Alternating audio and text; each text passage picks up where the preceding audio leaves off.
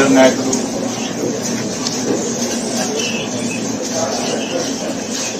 మాజీ రాజ్యసభ సభ్యులు ముఖ్యంగా మా సహచర పార్లమెంట్ సభ్యులు శ్రీ సర్వపల్లి అరవింద్ గారి యొక్క అధికారం నుండి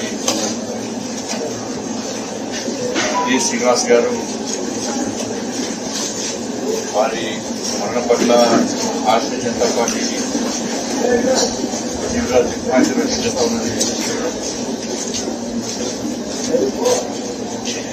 ఉమ్మడి ఆంధ్రప్రదేశ్లో అందరికంటే సీనియర్ నాయకుడు, అనుభవం ఉన్న నాయకుడు,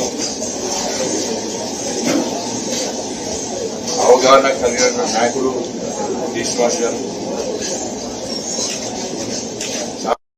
ఎంపీ అయిన తర్వాత కార్యకర్తగా నాయకునిగా ప్రజల్లో ఇంకా తయారు కావాలంటే అనేక సూచనలు సలహాలు ఇచ్చినటువంటి నాయకుడు శ్రీనివాస్ గారు.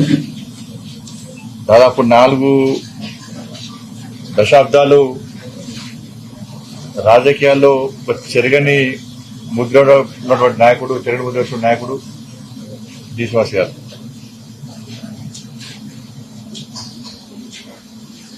భారతీయ జనతా పార్టీ 99లో కాకినాడ తీర్మానం చేసిన తర్వాత ఒక్కోటు 2 రాష్ట్రాలని చెప్పి తెలంగాణకు అనుకూలంగా తీర్మానం చేసిన తర్వాత కాంగ్రెస్ పార్టీలో కూడా తప్పకుండా తీర్మానం చేయాల్సిందే అని చెప్పించి తెలంగాణ కోసం మొండి పట్టు పట్టి 2004లో కాంగ్రెస్